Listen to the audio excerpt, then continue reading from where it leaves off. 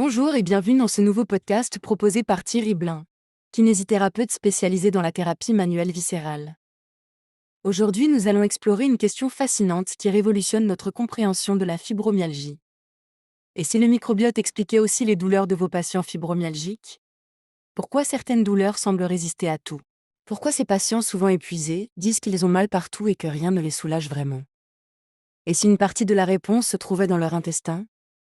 Découvrons ensemble cette approche intégrative qui transforme notre pratique de kinésithérapeute. La fibromyalgie, reconnue par l'Organisation mondiale de la santé comme une maladie chronique complexe, touche environ 2,7% de la population mondiale. Cette pathologie associe des douleurs diffuses, des troubles du sommeil, une fatigue persistante et une hypersensibilité généralisée. Pour nous, kinésithérapeutes, ces patients représentent souvent un défi thérapeutique majeur. Combien de fois avons-nous été confrontés à ces patients qui nous disent « J'ai mal partout, rien ne me soulage vraiment ». Cette sensation d'impuissance face à des douleurs qui semblent résister à nos approches traditionnelles nous pousse à chercher de nouvelles pistes thérapeutiques. Depuis quelques années, des études scientifiques ouvrent une nouvelle perspective révolutionnaire. Le rôle du microbiote intestinal dans la fibromyalgie. Cette découverte transforme radicalement notre compréhension de cette pathologie complexe. Les recherches récentes montrent que les patients atteints de fibromyalgie présentent une altération significative de leur flore intestinale comparée à des sujets sains. Cette dysbiose n'est pas anecdotique, elle pourrait expliquer une partie importante des symptômes que nous observons chez nos patients. Certaines bactéries, impliquées dans la production de neurotransmetteurs, de métabolites anti-inflammatoires ou dans le soutien de l'immunité, sont moins présentes chez ces patients. Cette modification de l'écosystème intestinal pourrait influencer à la fois la perception de la douleur, l'humeur et la fatigue. L'intestin, souvent appelé notre second cerveau, abrite plus de 500 millions de neurones et produit 95% de notre sérotonine. Cette connexion directe avec le système nerveux central explique comment une dysbiose intestinale peut retentir sur la perception douloureuse. Le microbiote produit des métabolites qui traversent la barrière intestinale et influencent l'inflammation systémique. Chez les patients fibromyalgiques, cette inflammation de bas grade entretient l'hypersensibilité douloureuse et la fatigue chronique. De plus, l'axe intestin-cerveau module la production de neurotransmetteurs essentiels comme la sérotonine, la dopamine et le GABA. Un déséquilibre de ces messagers chimiques peut expliquer les troubles de l'humeur et du sommeil si fréquents dans la fibromyalgie. En tant que kinésithérapeute, nous avons un rôle clé à jouer dans cette approche intégrative.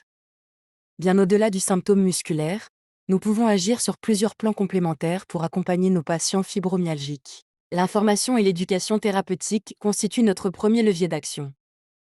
Expliquer à nos patients que l'intestin est un second cerveau, en lien direct avec le système nerveux central, les aide à comprendre leurs symptômes et à adhérer aux traitements proposés. Les techniques de thérapie viscérale représentent un outil thérapeutique précieux.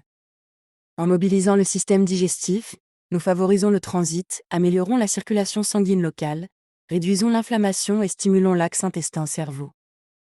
Ces techniques douces permettent d'agir directement sur l'écosystème intestinal. Nos conseils de terrain prennent une dimension nouvelle.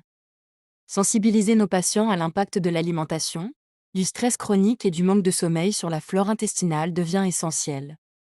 Ces facteurs modifiables peuvent considérablement améliorer leur qualité de vie. L'approche globale que nous développons intègre le toucher, le mouvement doux et la respiration pour apaiser le système nerveux autonome, souvent déréglé chez ces patients. Cette régulation neurovégétative influence directement la santé intestinale. Le travail sur la cohérence cardiaque, les techniques de relaxation et la mobilisation douce des viscères créent un environnement favorable à la restauration de l'équilibre intestinal. Nous ne traitons plus seulement des muscles et des articulations, mais un système interconnecté. Cette compréhension du lien microbiote-fibromyalgie ouvre des perspectives thérapeutiques passionnantes. Elle nous invite à collaborer avec d'autres professionnels, nutritionnistes, gastro-entérologues, psychologues, pour offrir une prise en charge véritablement intégrative. L'accompagnement nutritionnel devient complémentaire à nos techniques manuelles. Certains aliments favorisent la diversité microbienne, d'autres l'appauvrissent. Cette dimension nutritionnelle enrichit considérablement notre arsenal thérapeutique. La gestion du stress par nos techniques de relaxation et de respiration influence directement la santé intestinale. Le stress chronique altère la perméabilité intestinale et favorise l'inflammation systémique. En agissant sur ce facteur, nous intervenons sur les causes profondes de la pathologie.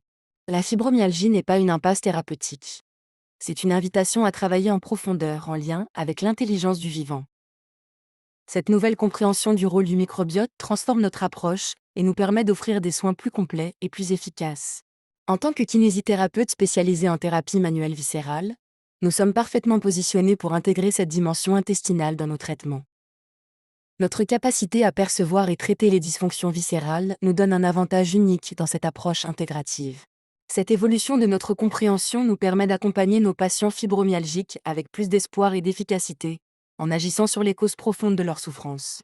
Je vous remercie d'avoir écouté ce podcast. Pour approfondir vos connaissances en thérapie manuelle viscérale et découvrir nos formations spécialisées, je vous invite à visiter notre site internet www.kiné-formation.com. À bientôt pour de nouveaux contenus de formation continue.